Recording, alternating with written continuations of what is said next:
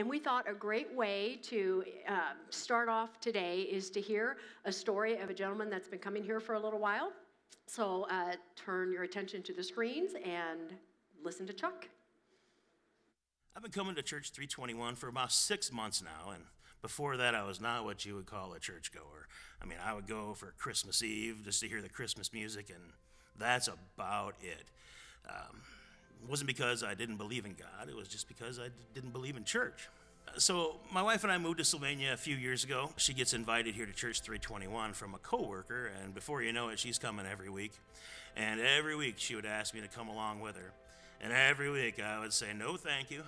One week she got smart and pulled a Don Corleone on me, and she made me an offer I couldn't refuse. She said, come to church with me, and then afterwards we'll go out to breakfast and coffee, and you can tell me all the things that you didn't like about it. So I said, let me get this right. Breakfast, coffee, all the complaining I can possibly muster up, and all I got to do is sit through church? That's a deal. So we come to church, and we come in, and I sit down, and I fold my arms and prepare myself to be bored to tears. But the message that week was, who needs God? And for the next hour or so, I listened to Greg run down a whole list of reasons why people drift away from the church and drift away from God. And I listened to a man that I had never met in my life describe me to the letter with each sentence. It was, I don't even know how to describe the feeling. It was something else. I'd never experienced it before, and I was certainly unprepared for that. I was shocked. You know, and it wasn't long after I started coming that I noticed the way I was thinking was a little bit differently. I mean, wanting to come to church. If you ask my wife, that's one of God's miracles right there. And I'd like to say that on that day, the clouds opened up, and I saw the light, and everything just fell into place, but that's not the truth. The truth is, actually, I have more questions now than I ever had. And I've only just started this journey, but I believe I'm in the right place. I believe God put me here for a reason. At the end of last year, I decided that I would take the next step. And I decided I would volunteer here on the production team. I have absolutely zero church experience, but I've got a lifetime of live music and sound production experience. So what a great decision that turned out to be, because it's an absolute pleasure to work with all the talented people here on in the band and on the production team. All the work they do, you can't believe how hard they work every week to make sure what you see here every Sunday is the best it can possibly be. And it's absolutely fantastic to hear all of the great things that people have to say, all their comments about their experiences here. Just makes it worth it even more. At the end of my last video, I said that I was just beginning this journey, and I have more questions now than I've ever had. And that's true, I certainly do. I've never been able to really wrap my head around the idea of the resurrection, and I was actually one of those people that couldn't believe anybody else really did either. I guess I'm just a natural skeptic. I need cold, hard proof, facts, and historical documents. Now, I know this may sound strange, but I've never looked at the Bible as a historical document. To me, it was something that was written a couple of thousand years ago in a language no one speaks anymore, been rewritten a bunch of times by people adding their own dramatic flair to it. And I have a hard time, even now, getting over these thoughts and ideas, overcoming them. Sometimes I feel like I should go over to the youth ministry because I'm that far behind. I learned that Matthew was a Jew who worked for the Romans, and all of a sudden, something in my head clicks, and he's a real person, not just somebody in a book. So I've been reading the Bible, and I've been doing my own research, and the other day I was talking to my wife about this newfound interest in God and religion and how it's just kind of come out of nowhere. I mean, it's certainly unexpected, a complete 180 from where I was 6-8 months ago. And I don't have any explanation for it. I just don't know why. And I guess that brings us to the final straw. It was Easter Sunday. I was listening to Greg tell us all about Paul and his life before he followed Jesus, and then of course everything that he did after. The timeline, the churches, the letters, all the historical documents that no one disputes. And I'm sitting here thinking about the things that, this conversation with my wife, you ask God to show himself to you, well, here he is. You need more historical documents? You need more facts? How much more could you possibly need? What's it going to take? I thought to myself, what is it going to take? When is it going to be enough? When do you just believe? So I prayed. I prayed Greg's special prayer Easter Sunday morning for the very first time, and several times since.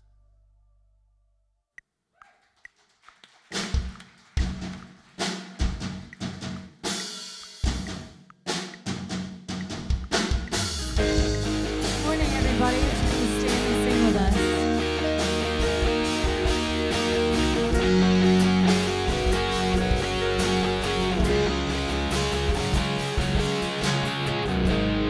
Worthy is the Lamb who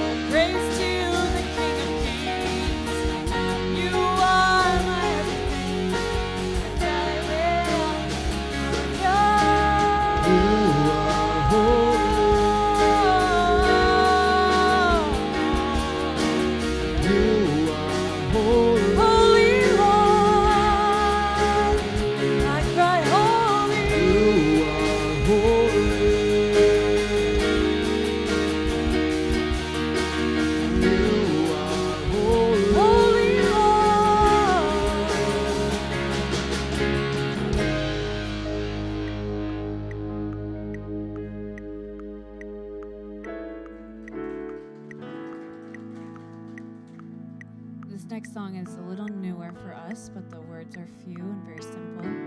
The intention is really just for us to reflect on how mighty God is, but still how good He is to us. So just let those words wash over you, and let's worship Him.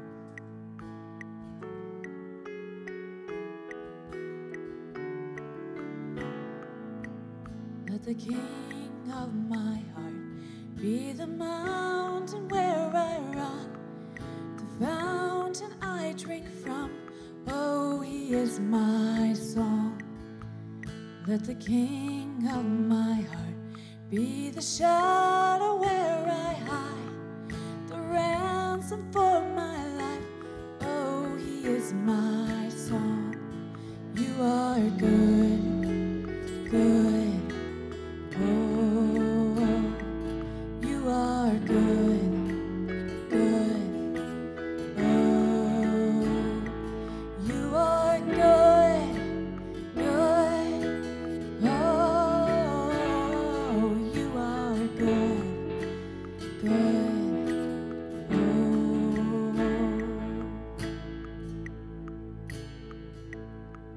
let the King of my heart be the wind inside my sails, the anchor in the waves. Oh, He is my song. Let the King of my heart be the fire inside my veins, the echo of my days. Oh, He is my song. You are good, good. Oh, you are good, good. Oh, you are good, good. Oh, you are good, good. You're never gonna let me down. You're never gonna let me down. You're never gonna let me down. You're never gonna let me down. You're never gonna let me down. You're never gonna let me down. You're never gonna let me down. You're never gonna let me down. You're never gonna let me down. You are good. You're never gonna let me down. You're never gonna let me down.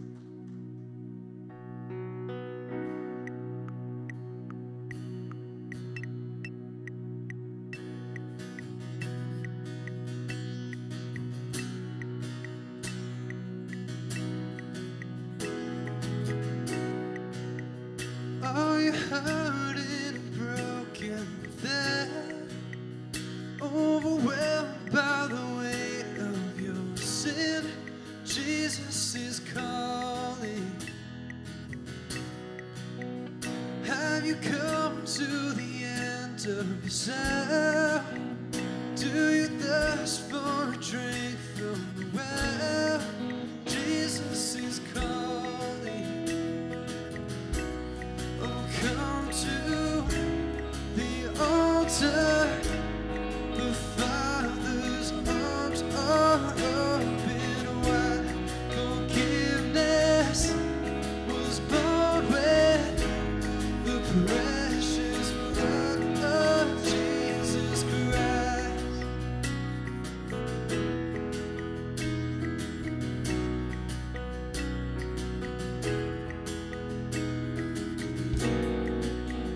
Leave behind your regrets and mistakes. Come today, there's no reason to wait. Jesus is calling. Bring your sorrows and trade them for joy. From the ashes, a new life is born. Jesus is calling. Oh, come to the altar. The Father's arms are open wide. Forgiveness was born with the precious blood of Jesus Christ. Oh, come to the altar. The Father's arms are open wide. Forgiveness was born with the precious blood of Jesus Christ.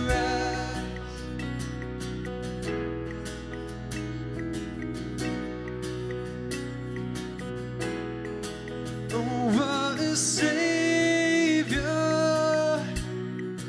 Isn't He wonderful? Sing hallelujah! Christ is risen. Bow down before Him, for He is Lord of all. Sing hallelujah! Christ is risen. Sing that again. Oh, what a Savior! Isn't He wonderful? Hallelujah! Christ is risen. Bow down before Him, for He is Lord of all. Sing hallelujah! Christ is risen.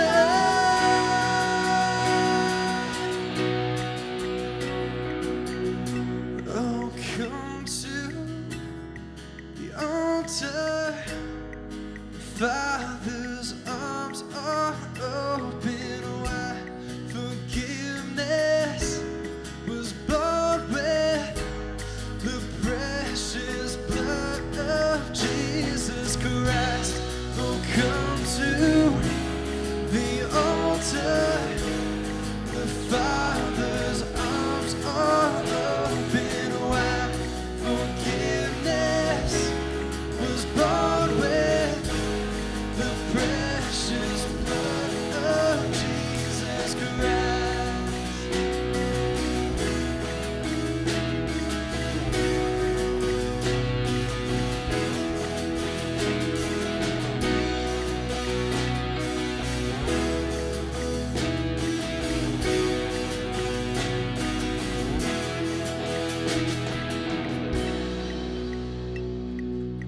Thank you so much for singing with us. You guys can have a seat.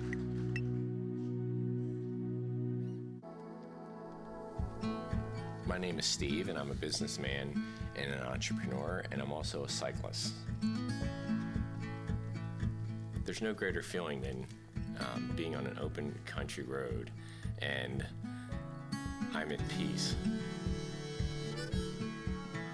There was a time in my life when I was singularly focused on work, and it defined me morning, noon, and night.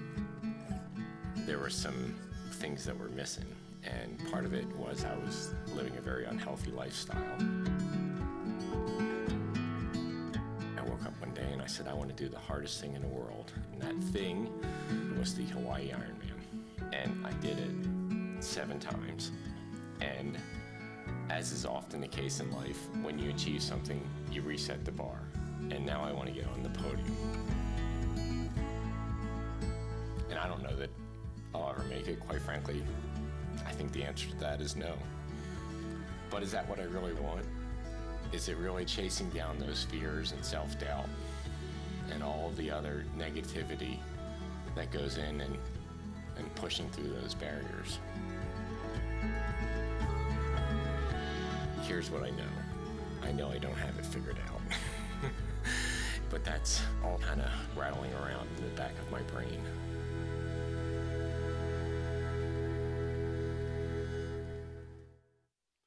Great questions to ask. Good morning, everybody. So this is like a confusing time of the year, season-wise. Like I think all of us looked at the weather this morning and went, I have no idea what time of the year it is. I get all goofed up because I'm a sports guy, so I relate everything to sports. So like Friday night, I'm at UT's spring game, so it's football season. Saturday, I'm heading to Notre Dame's spring game, football season. Yet I'm watching baseball and not believing how my Mets are 11-2, not getting used to it because that's not going to hold up. So it's baseball season. Hockey playoffs are on. It's hockey season, and the weather reflects all of that. One day it feels like baseball season. You wake up today and it feels like, or actually Friday night felt like football season watching UT spring game. Then you wake up today and it must be hockey season because there's ice. It is just confusing. This is part of living in Northwest Ohio, is it not? Like we all just kind of go, it'll figure itself out by August, and then we'll be getting ready for fall. So I am glad you got in your boats and made your way here this morning. And for those of you who decided not to brave the weather, you're joining us online. And let me say thank you, because each and every week we get amazed by the number of people who are starting to watch us online and the number of people who end up here saying they started there. So if you're there this morning, we'd love to see you end up here. And I know that that's just a safe way for you this morning to kind of get to know us, and hoping that one of these days you'll be able to come in and actually sit with us and join us. And for the rest of you, I get to look at your smiling faces this morning as we get into week 2 of our series, What Do You Really Want? And Josh, you did an awesome job last week getting us into this topic. In fact, you and I, Josh and I, are meeting at Starbucks on Thursday, and even kind of topic-wise, both of us kind of struggled a little bit with this topic, and yet I think the entire course of our conversation was over this very topic. Like we got like halfway through our 2-hour meeting, we're like, everything we've talked about is exactly what we're talking about now on Sunday mornings and what that looks like in real life. So I think what we're talking about both last week and this week and the next 2 weeks is really relevant for all of us. I'm hoping that today we're not just giving you information. I'm hoping that what you get today, you're responsible with what you go out those doors and back into your real world look like every day. So last week we started this series off, and if you missed last week, the great thing is you can do what some of you have done today. Go to our website, church321.com, and go back and watch all of our messages. And you can do that for absolutely free. Like there's no subscription that's required, no secret password. You can binge watch on Memorial Day that's coming up and just have yourself a blast. Because that's what we do. Sherry and I just make popcorn and sit all day and watch ourselves. Yeah, not really, yeah. Okay, so let me ask you the question that we're asking. What do you want? What do you want? The band did an awesome job this morning. If you were not here, you've got to get here for the opener because you missed all I want money. I want money. That's one of the things that we opened up with last week. I want it all and I want it now. It's just that this question's being asked by the culture around us. So what do you want? Well, let me ask the bigger question. What do you really want? Like there's what you want, then behind it is what do you really want? And Josh, you said last week, this is a confusing question because on the surface, one of the things that all of us want is we want to have our way. We absolutely want to have our way. And if you think about the last time you had, we'll call it a disagreement with your spouse, the last time you had an argument with your spouse, the last time you had an argument with your boyfriend, your girlfriend, your friend, the last time you parents had it out with your kids or you kids had it out with your parents, I will guarantee, I almost bet my last dollar. At the heart of your argument was what it was about, but then there was this. You weren't getting what you wanted. Or they weren't getting what they wanted, and that's what you were getting pushback from. Because we all want what we want. We will do whatever we want to do. And then here's the other thing. What we want right now. This is the whole reason fast food exists. This is the whole reason FedEx exists, right? The mail system could not get it there fast enough. So instead, FedEx said, we can beat that time, and you can get it tomorrow for $150 and next day air. You can have it in your lap because we can't wait. We want what we want, and we want it now. Absolutely. And Josh said these words. This was so great, Josh. The problem is if we always get our way, we lose our way. If we always do what we want to do, we'll eventually end up someplace we really don't want to be. And if we get what we want now, we may not get what we really want later. Absolutely true. And some of us in this room have experienced this exact same thing. You know, we have sabotaged and undermined our own future because we wanted something or someone now. And we got something or someone now. And now we're sitting here now, wishing we could get rid of that something or someone that we wanted now. And it's hard for us to admit that, but it plays out. I want what I want, and I want what I want now. Now, behind all of that, something we never talk about, rarely talk about, behind all of this kind of lurking off in the shadows, behind what we want is what we value. What we value. And the big idea from last week was simply this, that we'll never get what we really want until we discover what it is we really value. Absolutely true. We will never get what we really want until we discover or discern what do I value. Now, the great thing about this is true for everybody in the room. You could say, I'm not a Jesus follower. I wouldn't call myself a Christian. I'm kind of spiritual or religious, or I'm kind of here checking out Jesus, asking the right questions. You could be on that end of things, or you could be on this end of things where you've been a lifelong follower of Jesus, church person. You know all the books of the Bible. You know who Paul is, but if I tell you who he is today, doesn't matter where you are. This is true for all of us. You will never get what you really want until you take time and discern what is it that you value. Like, what are your values? And the bad news is I can't tell you what those are today. And your spouse can't tell you, and there's no book that can tell you, and you can't turn on TV and figure it out. You have to determine and decipher for yourself, what is it that you value? You have to do this for yourself, but you'll never get what you want until that happens. You'll go after a lot of things, but you will never truly get what you want until you decide what its value. And listen, what you value is ultimately what's most important. It is what is most important. That's what we're going to talk about today and for the next 2 weeks. And again, if you miss a week, you can go to our website and get caught up. And we would love to see you do that. So before I jump any further into week 2, as always, let's pause and pray. So, Father, we just want to take this moment and ask that you would give us ears to hear, eyes to see, and a heart to engage with what it is that you see, you show us, and what it is you say to us. And I get it, there are 1,000 distractions that happen to us in any moment, especially in the digital world in which we live. The text messages that go off, the updates on Facebook, oh, somebody just posted this on Snapchat, and we're constantly distracted, and I'm aware that we think twice as fast as I can speak today, and yet these are moments that you have carved out to talk to us, and I don't want us to miss that. So would you just kind of silence the voices around us? Would you help us be able to tune in to what it is you're going to say, what it is we're going to see, and then I pray for hearts today, not for heads that go out more knowledgeable, because more knowledge doesn't necessarily mean transformation. I pray that you touch our hearts today, because that's what we need transformed. That's what will cause us to go out of here saying, how do I live with what I just saw and what I just heard?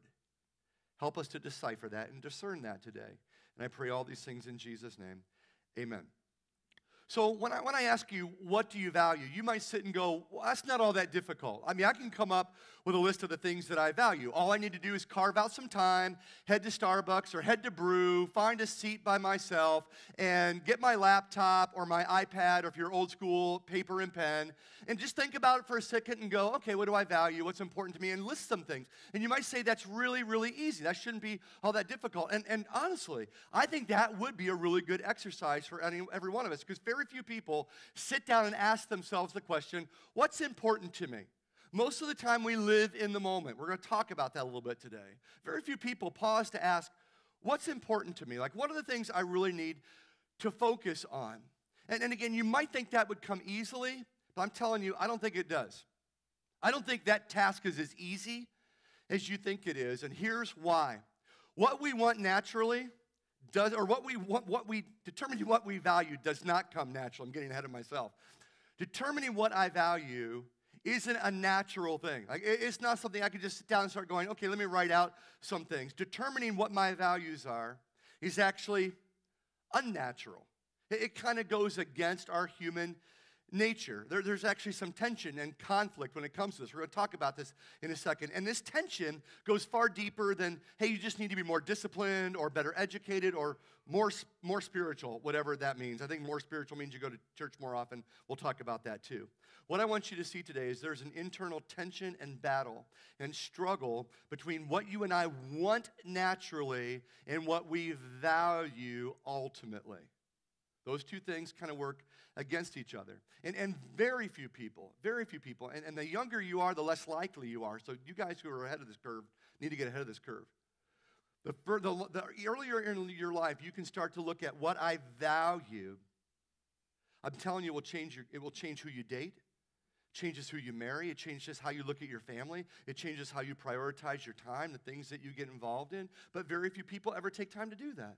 We just live in the moment. We just get caught. I mean, we might plan for the future, but as the day goes, we just kind of get caught up with whatever's in the immediate. And this battle isn't anything new. This isn't like something that came with the digital age or came after the Industrial Revolution. This tension between what I naturally want and what I ultimately value goes all the way back to the very first day man took his first breath on earth. In fact, I wanted to look at something a guy back in the first century wrote, a guy named Paul. We talk about Paul pretty consistently in here. Over the last 2 weeks, I think we've actually talked about Paul. If you're not familiar with who Paul was a Jewish religious leader who lived in the first century. And one day he has this encounter, this experience in his life that radically changes his life. We're told all about it in Acts chapter 9. And as a result of this experience, Paul becomes a Jesus follower. He starts to follow Jesus. He goes from opposing Jesus to following Jesus. And then as a result, Paul starts planting all these churches all around the Mediterranean rim. And then when he's away from these churches, he writes letters to these churches. And 13 of these letters have made their way into a collection we call the New Testament. Over half the New Testament is made up of letters that Paul wrote to people just like us, doing just what we're doing. And today we get to look at my favorite letter. It is not my favorite book because it's not a book. It's a letter. We're going to look at a letter that Paul wrote to the church gathering in the city of Rome. We call it the book of Romans. It's actually a letter to the Romans, right? And here's, yes, just think about this for a second. This is one of those proofs of Christianity. The fact that within just a few years after Jesus' death and resurrection, thousands of people, 1,500 miles removed from Jerusalem, were following this sort of knockoff brand or cult of Judaism that they branded Christianity. That's amazing. How did that happen with no war being fought, no sword being raised, no army marching on Rome? How did this knockoff cult or brand of Christianity conquer a Roman Empire? That's a question you have to answer for yourself. It's astounding. And so Paul writes a letter to these Christians that are gathering together in Rome, and he writes about this tension, this battle that we all face, that we all struggle with, and it's going to be found in Romans chapter 7. So if you have your Bibles, in whatever form you have your Bible today, we're in Romans chapter 7. If you're using one of the free Bibles off the shelf, we're on page 679. This is a letter, not a book, a letter Paul wrote. In fact, as we said 2 weeks ago on Easter Sunday, it's one of the undisputed letters of Paul that he wrote while he was in the city of Corinth, which is in modern-day Greece. He writes while he's in Greece, the church in Rome, and it happens around 57 A.D. And I think what Paul's about to write, you could have written. I'm going to read this, and you're going to go, oh, my gosh, I could have written that. Verse 15, here's what he says. He says, I don't really understand myself. Let's just stop right there. How many of us could say that? I really don't understand me. Yeah, the rest of you are just lying because you don't understand yourself. You don't even know how to answer the question right now. This is so great. Paul just says, I don't understand myself. Watch. For I want, there's our series, there's our name. For I want to do what is right, but I don't do it. Instead, I do what I hate. I've often called this chapter the doo-doo chapter. You'll understand why in a second. Now, again, I think we can all relate to Paul. Have you ever had that moment where in moments after doing something you go, oh, why did I do that? Like, why did I text her? Why did I Snapchat him? Why did I return that phone call? Why did I say yes? Why didn't I say no? Why did I look at that? Why did I buy that? Why did I eat that? Why am I dating that? Right? We just have these moments of clarity. Most of the time it's where we're driving home after whatever has happened, and we go, oh, why? Why do I do that? That right there is the heart of the human dilemma. That's the struggle Paul's talking about. It's what we all do. Why? Listen, why don't we do what we know we're supposed to do? Why don't you do it? Why don't I do it? What is wrong with you? What's wrong with me? That's what I want to talk about this morning. Right? There's this conflict, there's this tension between what I naturally want and what I ultimately value. And this isn't, I hate to tell you, this is not something somebody could just look at you and say, well, just knock it off. Like whatever you're doing that you don't want to do, just stop. After the last service, I had a talk with two guys who have been part of AA for 20 years. You know what I wish I could have told them? Just stop. You can't tell, that just doesn't work. You can't tell somebody, just knock it off. Whatever it is you don't want to do, stop doing it. You know why? Because this goes far deeper than behavioral modification. This goes to your heart. This is at the root of everything that we do or don't do. And there is no level of willpower or determination or having an accountability partner that's going to help you better yourself through this. Paul says, there's something I really want, but I settle for something far less than what I really want. And when that happens, I hate it. And some of you, if you were really honest, if you're really transparent, you would say today, I kind of hate me. I hate me for what I've done. And there's that thing I knew I shouldn't have done, and I did it. And I hate myself for it. I can't forgive me for what I've done. And some of you may be here this morning, you're watching online, hoping to balance out, I hate myself with, oh, I did something good by going to church. Maybe I can feel better about myself because on most days I'm miserable. I'm not doing the things I know I'm supposed to do, and I'm doing the things I'm not supposed to do. And because of that, I hate myself. And as much as I like to blame him, blame her, or create the story where I'm the victim, which we've talked about in here. All of us like to create a victim story because that's such a better story than I suck. I was at fault. We like to create a story we know that's not true because we know what is true is I'm responsible. I did it or I didn't do it. I don't get me. I don't understand why I don't do what I'm supposed to do and I do what I'm not supposed to do. And Paul would say, well, I get it too. Because as long as I continue to do what I don't want to do, after a while, I hate what I do. And hating what I do is just a heartbeat or two from hating who I see in the mirror every morning. That's my struggle, and that's my tension. And that's the battle we wage every morning. I don't get it. I don't understand me. So Paul goes on. He says, neither do I. And in verse 16, he says this, but if I know that what I am doing is wrong, this shows that I agree the law is good, because the law pointed out what was good and what was bad. Now, Paul, by citizenship, was a Roman, but by nationality, he was a Jew, absolutely. So when he says by the law here, Paul's referring to the 630 plus rules and regulations every Jew had to keep to be righteous. And in another part of Scripture, Paul would go so far as to say, you want to know how good I was at keeping the law? Nobody was better than me. When it comes to being a law keeper, I was the best law keeper out there. He actually brags about how well he did keeping the rules and regulations. But you know what he says in the end? I still couldn't do it. I got to 578 and then 579. They just pulled the rug out from under my feet. Like I got to 529, then 630 hit. It's just what Paul's saying. As much as I tried to keep the law, as hard as I tried, I failed. I come up short. I continue to do the things I don't want to do, and the things I don't want to do, I do. In another passage, this part of Romans in 7, he'd eventually say, I'm miserable. I'm miserable because there's days when I do all the do things, I go, oh, I'm good, and then the next day comes and I suck. And I don't do it. I go to bed, and we all can kind of fall through this religious cycle of I feel good about myself, I feel proud about myself, or I feel like scum because and that's just a battle. We're up and down. This is why people in their Christian life go, I feel like this. I go up and down. I'm here to tell you, you do not have to live that way as a Christian today. You don't have to do this. Up and down, and we're going to talk about why that is in just a second. Now, when you and I talk, when I talk about the law, obviously we all have a law that governs us. You cannot, as my son found out, you cannot do 85 and a 55. Yeah, he found out the hard way. Thank you, Ohio State Patrol. I really thank you, Ohio State Patrol. I can tell him, but somehow your voice is a little bit larger, and you can find him, which I can't.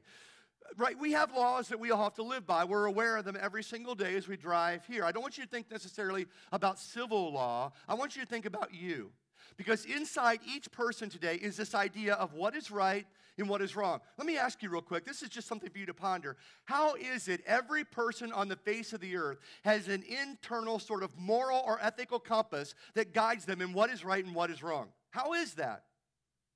I would tell you, suggest maybe it's almost like the thumbprint of God on every human being, that there's a knowledge of right and wrong, should do, shouldn't do. You have your own law.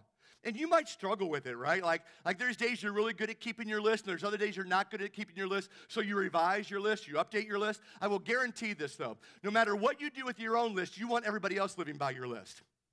Because the first time somebody doesn't live by your list, guess who hears about it? They do. You know what's right. You know what's... So even though we struggle with our own rules and regulations, what you and I think is right is wrong, we want everybody else to adhere to what we think is right. Why is that? Why is it you can't even keep your own list? You revise it. You take stuff off the shouldn't column because you can't manage it anymore. Well, obviously, I can't beat that. I'll put it over here. Like, maybe it's not that bad. Like, for me, I've been trying to lose weight. I'm constantly trying to battle that because I'm in my late 40s now. I'm not. I'm in my 50s. I have to lie. God, I'm sorry. I just lied, and I need to confess that before you and all these people here today. So because of that, I count calories. Like some of you, I've got, an app on my phone. I count calories, and when I get to 0, this is why you guys, I don't order my mochas anymore at Brew. I go with straight coffee because the calories in a mocha is like 475 calories. So my life sucks now because I have to eat regular decaf coffee. But some of you go through this. I'm letting you way too much into my life. So I go through this battle. I get to 0, right? I've expended my calories for the day, and it's almost the end of the day. And chocolate chip pomegranate ice cream calls to me from the freezer. And this is the battle. I know what I shan't do, and yet I do it, right? Or I know what I should do, and I don't do it. I know it sounds simplistic, but that's exactly what Paul's talking about.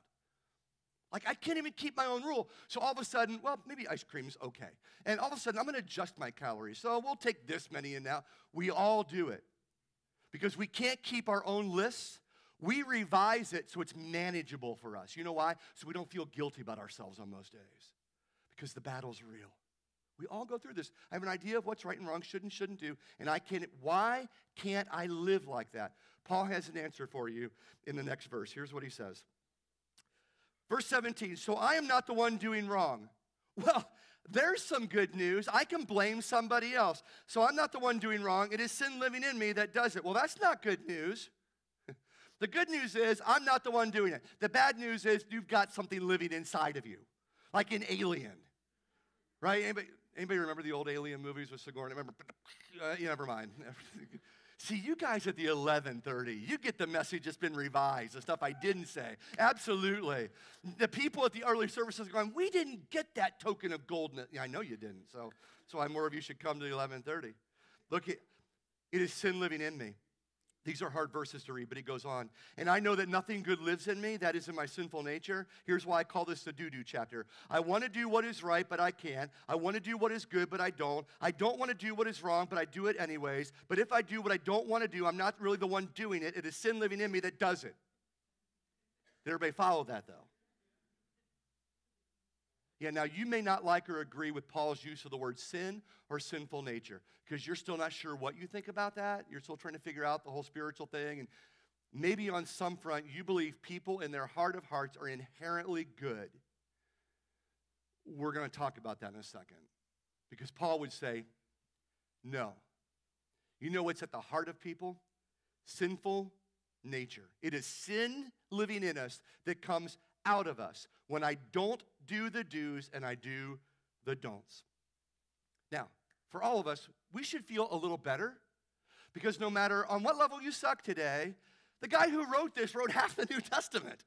These words, I do what I don't want to do and I don't do what I do and the things I do, I don't do, that all came from the saint. That came from St. Paul, who's writing these words, and it causes me to go, thankfully, a Bible character I can relate to. Like maybe you read the Bible and you go, I can't relate to anybody in the Bible because Jesus is, perfect and you can't live up to that. And then you look at all these other Bible characters and like Paul, and you kind of go, well, they're too old, they're too outdated, and they're too dead. So right here, you guys, can all of us relate to Paul? The things I want to do, I don't do, and the things I don't want to do, I do. Can we just show of hands? How many of us can say, and the rest of you are living in denial, and we'll talk about that in a little bit, right?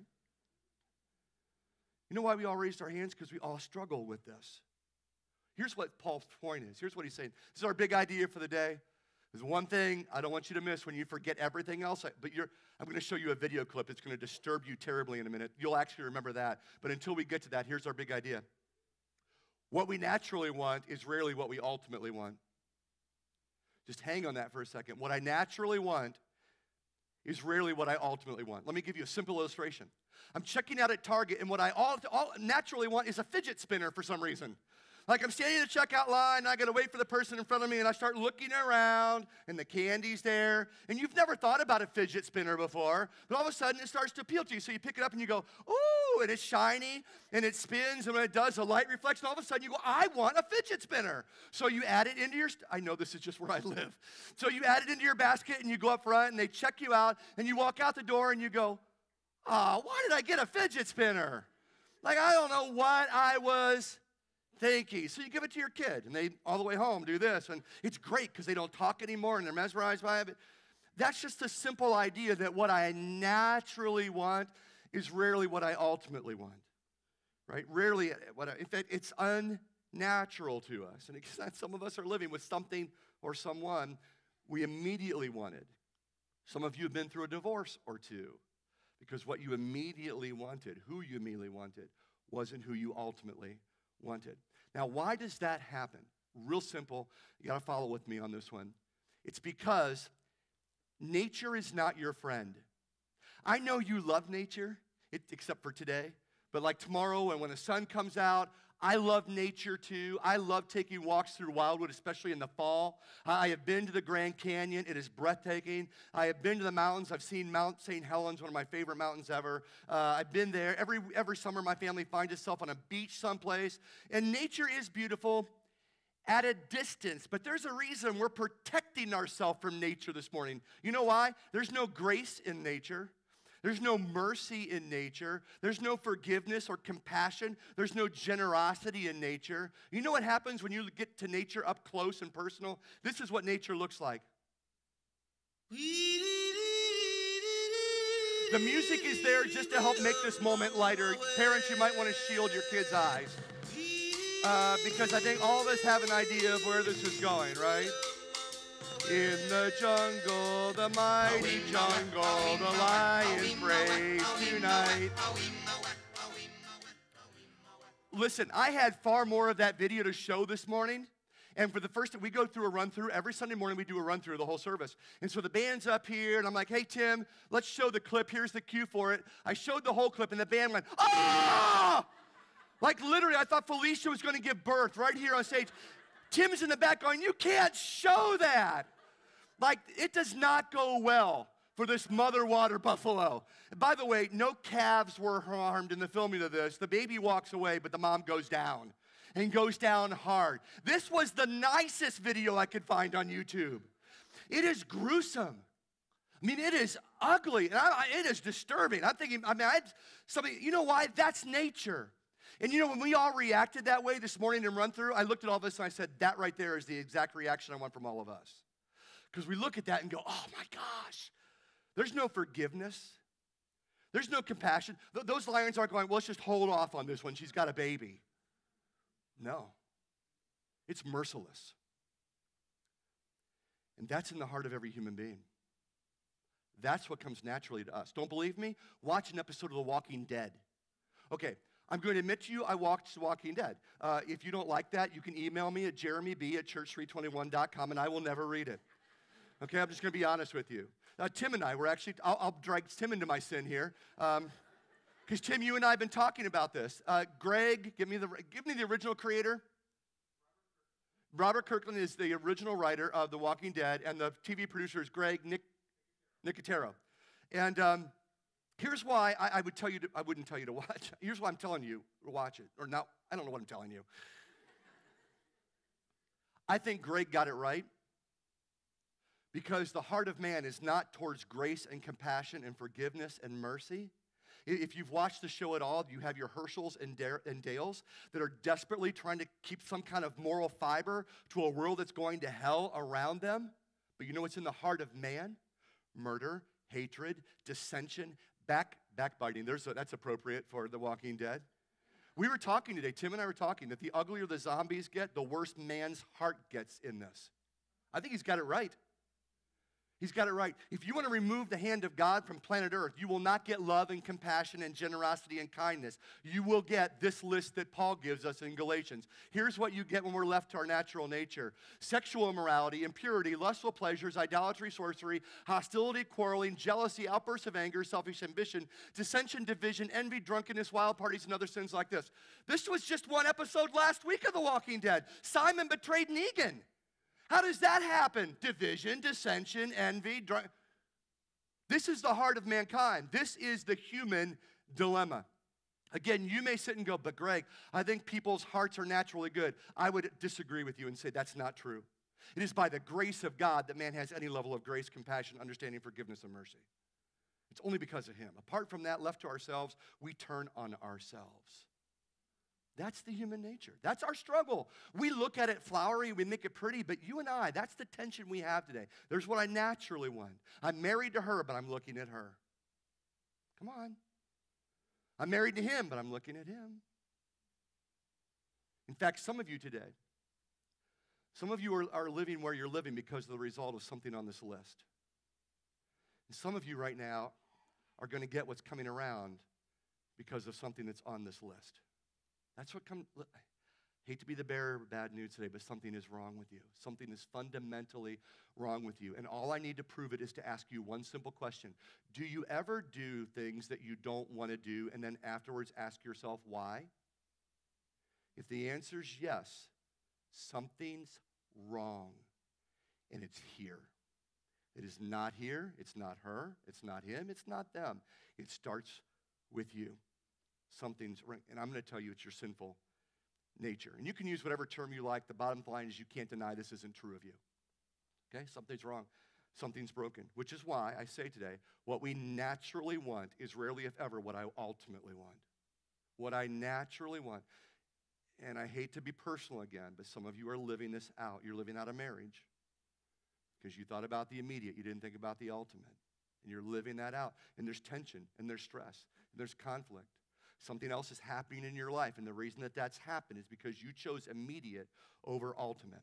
Okay, so let me real quick show you one more passage from the Bible, and then I'm going to wrap up week 2. We've talked about James pretty consistently in here. I talked about James 2 weeks ago. Josh, you just talked about James last week. James was the brother of Jesus, and if you're new to this thing called Christianity, James did not believe his brother, who he claimed he was, until Jesus died on the cross and rose from the dead. And then it was only after James saw his crucified and buried brother risen again that James said, maybe you are who you say you are. And James believed his brother was from God, which, as I said, is exactly what your brother would have to do to convince you he was from God. He'd have to die and then resurrect. So that's James. James didn't believe in his brother. Jesus came back to life. James believes in his brother, and then James became a leader in the church. And he wrote a letter for us that's in the Bible. And the reason I want to show you what James writes is because he's going to give us a visual, kind of a word picture for what this battle and tension looks like in our lives. Here's what James writes in James chapter 1, beginning in verse 14. Follow this with me. He says, temptation comes from our what? No, come on, everybody. It comes from where? Our own. Now, notice that. If you mark in your Bible, circle this. Temptation doesn't start out here. She's not the temptation. He's not the temptation. You know where it starts? Here. The reason that's appealing, the reason he's appealing or she's appealing is because of something that's wrong here. Temptation comes within from my own desires. It entices us. You know why? Because it's shiny and it's bright and it's like a fidget spinner, right? And so we're like, oh, it's the answer to everything that I want.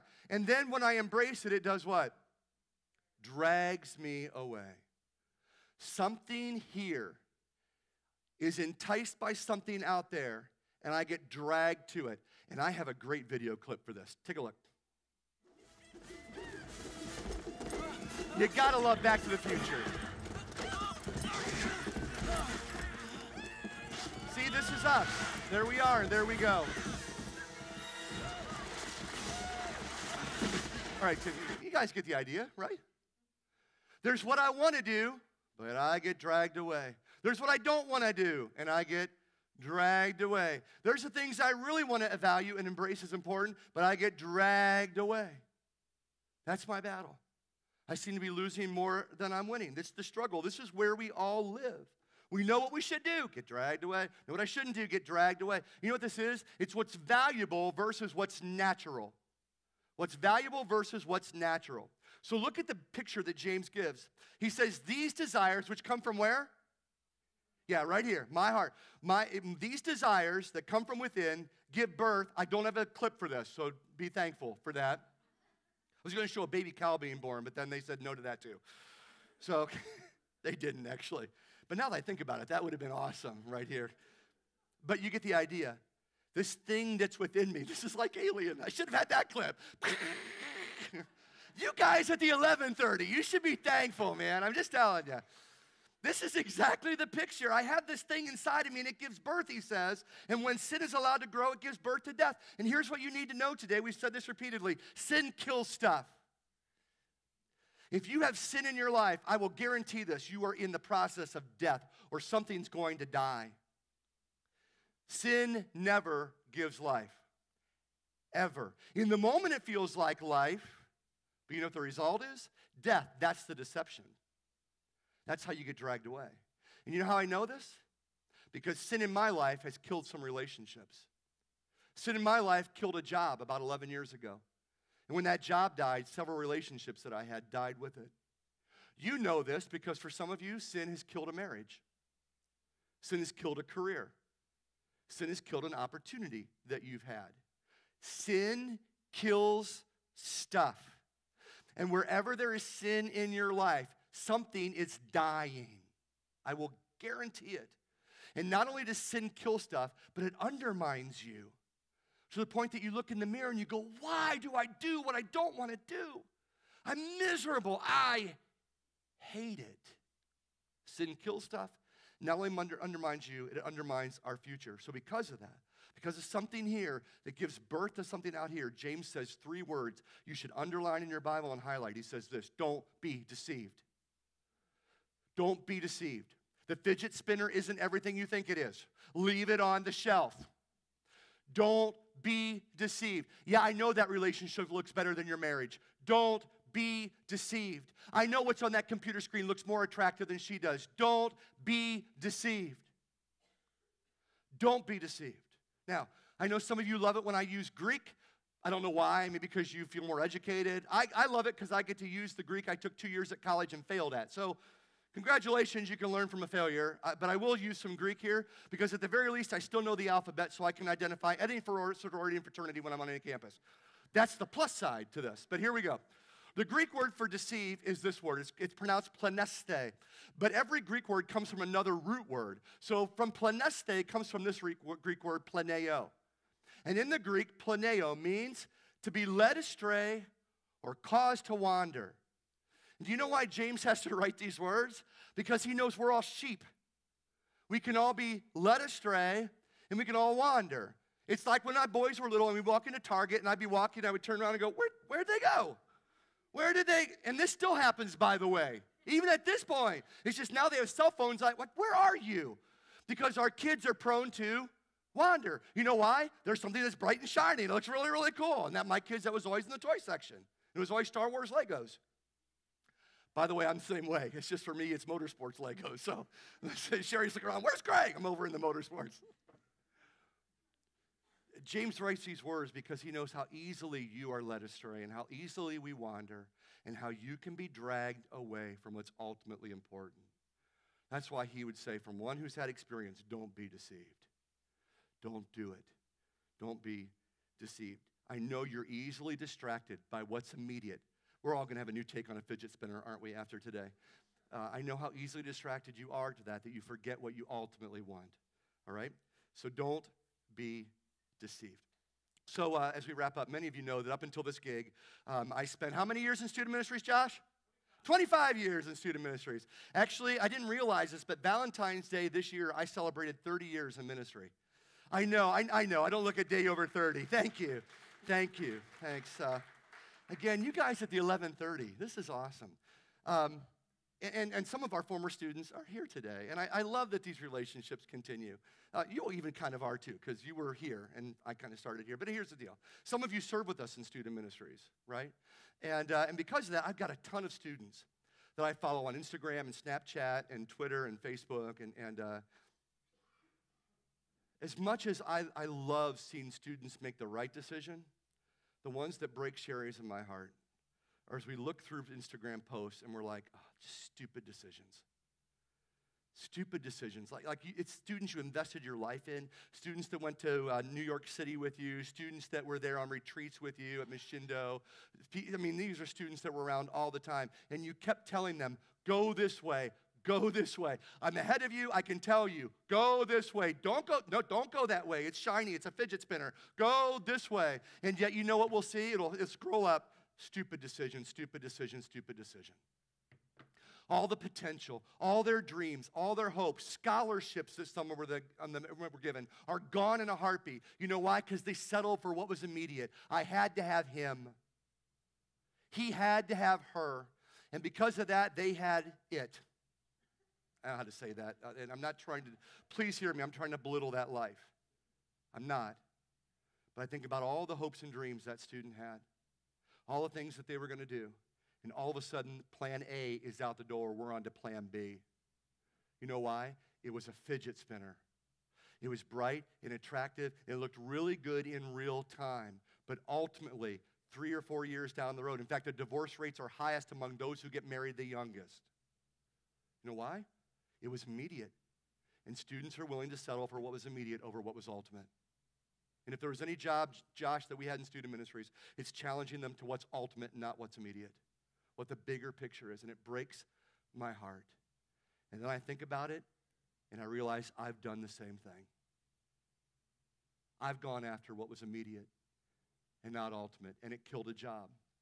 I went after immediate instead of ultimate, and it killed some relationships. It's what I naturally want versus what we ultimately want. So here's something I would tell you today. This is pretty much a guarantee. If it's not, I will give you your money back next week. But here's the thing. I would tell you, whether you're just investigating Jesus or whether you've been a Jesus follower a long time, I will guarantee this. Following Jesus will make your life better because following Jesus will make you better at life. No, don't look at me. You need to write that down. This is a guarantee. This is like in Tommy Boy. I'm going to slap it on a package, and I'm going to give it to you. See, it's always a movie clip running through my mind. Following Jesus will make your life better because following Jesus will make you better at life. You know why? Because as you follow Jesus, he has a way of pointing you to what's ultimate and not just what's immediate. Following Jesus, he has a way of pointing to you to what's valuable apart from what's just natural for me. I would encourage you to follow Jesus. I would encourage you today to take a step or two in the direction of Jesus. I love the movie What About Bob? So just baby step it today. Younger people, watch What About Bob? Great movie. I think it's one of Bill Murray's best. All right, and by the way, this is really funny. In the movie, Richard Dreyfuss and Bill Murray actually did not get along in the movie. That's documented. They did not like each other, and it plays out on the screen, does it not? That's a little sidelight quiz for all of you. Take a step or two in Jesus' direction. Now, here's, I gotta wrap up. The reason I say take a step or two in Jesus' direction, because this was the invitation Jesus always gave people. Follow me. Where are we going, Jesus? Don't worry about it. Just follow me. Where are we headed, Jesus? Don't sweat it. Just follow me. Those are his words. You know why follow me is so important? Because follow me implies a relationship. Jesus didn't say, just obey me. Not what he said. I mean, he implies that later, but he doesn't say that. Follow me. You know why? Because we believe Jesus wants to have a relationship with you, not a religion from you. I really believe that. A couple weeks ago, I had somebody say to me, Greg, I'm just not a church person. And I looked at him and said, thank God you're not. And they kind of looked at me. I said, one of the last things I would ever want you to be is a church person. They're like, what? I said, let me just explain to you why I don't want you to be a church person. You can be a church person and look nothing like Jesus. You can be a church person. You can be in church every single week, sing all the songs, drop something in the box, and look nothing like Jesus. A couple weeks ago, we did our vision night here at 321, and I wish you all had been here. I think next year we'll do it in the morning just so you can all see where God's leading us.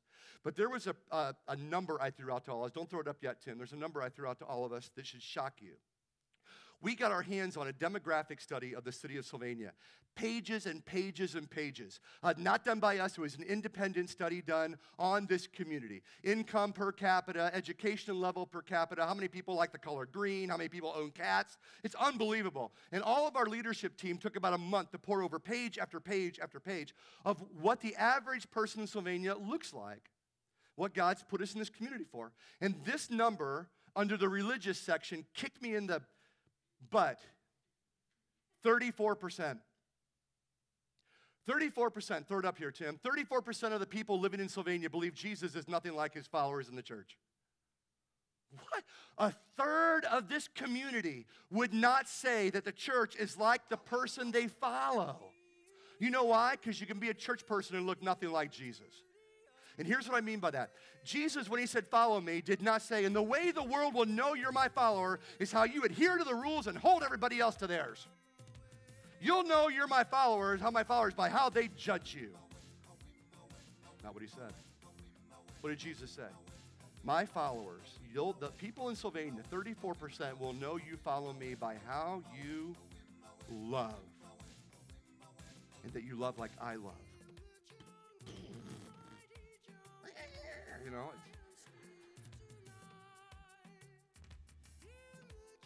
why would I want you to settle for being a church person? I want far more for you than that. I want you to have a relationship, a transformational relationship with a living Jesus. That's what I want for you. That's why we say our purpose at 321 above all else is this, to love and lead people in following Jesus. That as I passionately pursue my Savior, I'm looking to you guys and say, Park, come along with me, man. You're going to love this. This is awesome. You won't believe. This is the story of the Bible. It's his disciples going, Angel, would you believe what Jesus, you got to come see this for yourself. That's what I long for you to have. Not, for the love of God, don't be religious. Have a relationship. So Jesus says, follow me today. Follow me. 3 questions I want you to ask yourself this week, because I always give you one thing to do. Before we let you go, I want to give you one thing to do. I gave you the one thing you need to know, and that is what we naturally want is rarely what we ultimately want. 3 questions I think it'd be good for you to take some time and answer. Number 1, what do you really want?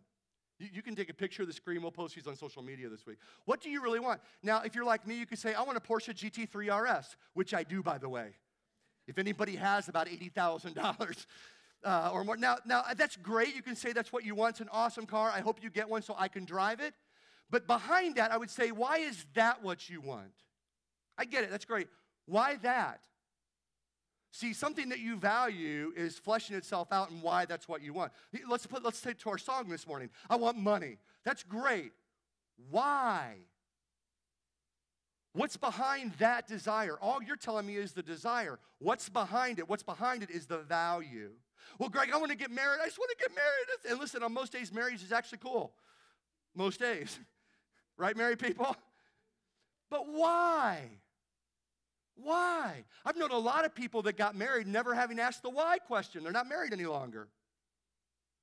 That's the question. The value is behind.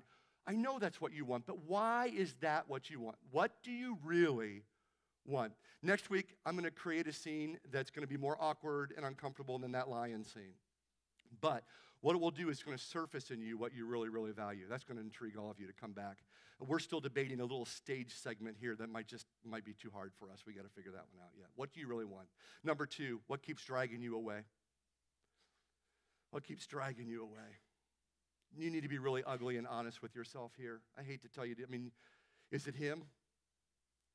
Is it her? What is it that I want to do what's right, but I get dragged away? I want to keep away from what's wrong, but I keep getting dragged away. And then the last question is this. How long do you want to live like this? Come on, how long do you want to live like this?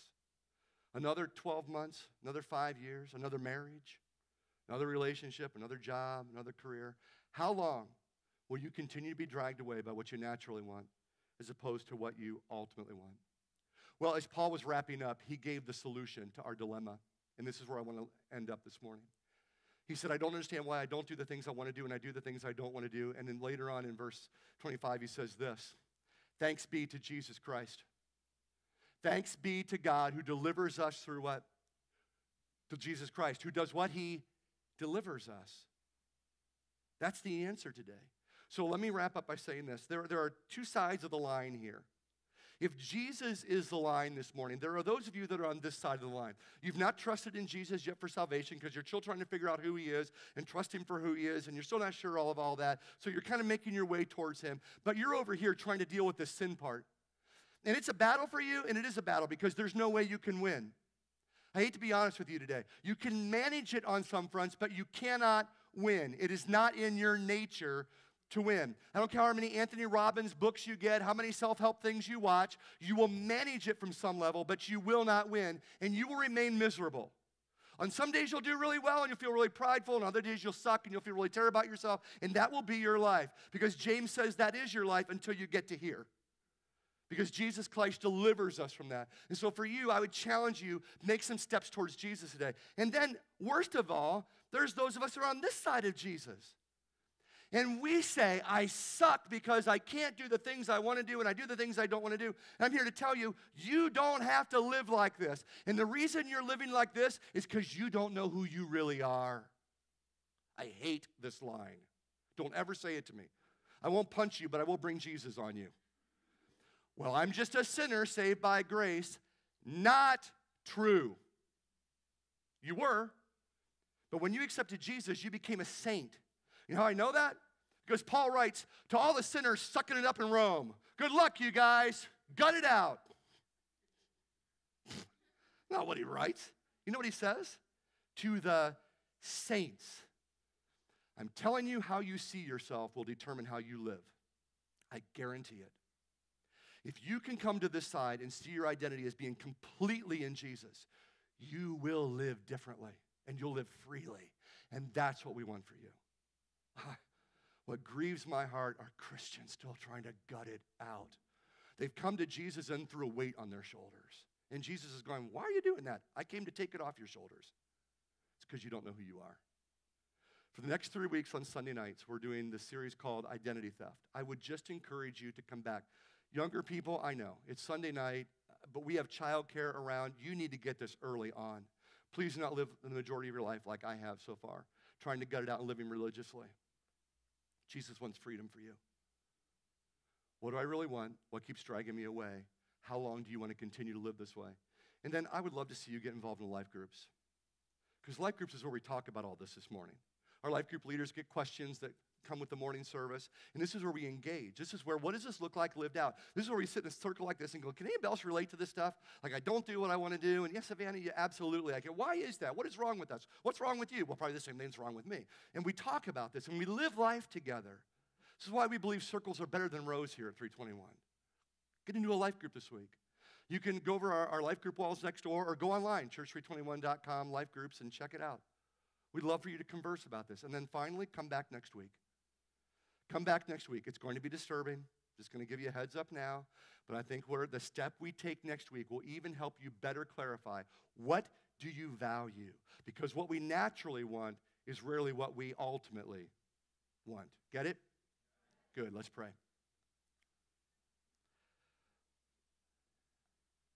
Father, you know this battle that kind of beats us up. There's some days we do really, really well. And we kind of live freely. And then there's, right when we're living freely, something drags us away. And then we beat ourselves up. And we say things like, why did I do that? And we find it in our Christian lives that we live this roller coaster life of up and down because we're dictating who we are by what we do or don't do, instead of dictating it by who Jesus is. So I pray freedom today over the Jesus followers in this room. Take the weight off their shoulder.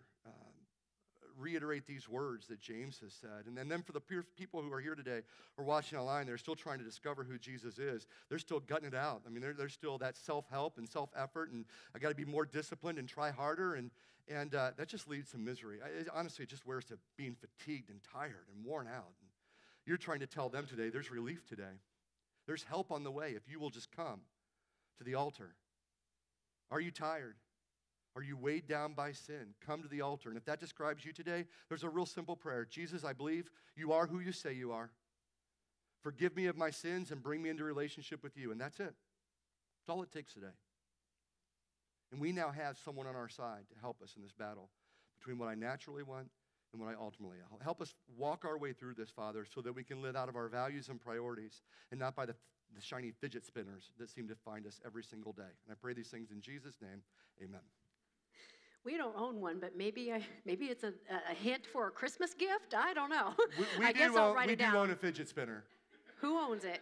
We do. We got them at the car show. Honda gave them out for free. Oh, okay. Well, just a couple announcements so we can go home. If you are a parent of a high school student, the next payment for Big Stuff, if your high school student is going to Big Stuff this summer, the next payment is due next Sunday. So you can make that payment either at the welcome or the information desk. You can send it with your kid on Wednesday night, but needs to be done by next Sunday.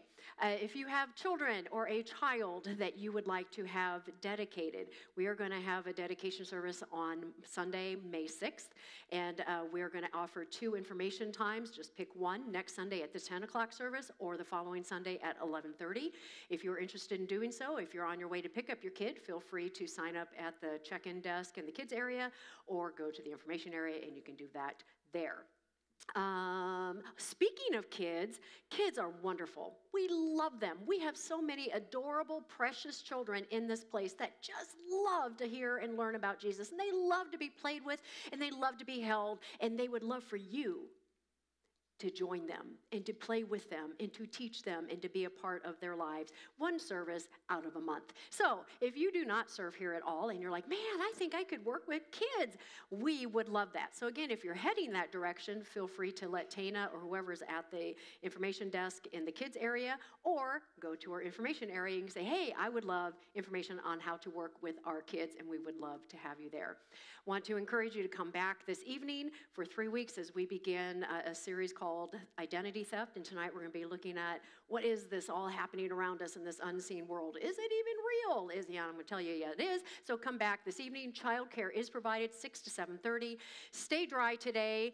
Float home, float back. And do remember to ask the Holy Spirit throughout this week to show you, to reveal in your heart what it is that you are pursuing in the temporal, in the natural, that is possibly hindering what you ultimately want. Have a great day, and we will see you tonight, and if not tonight, next week. Have a great day.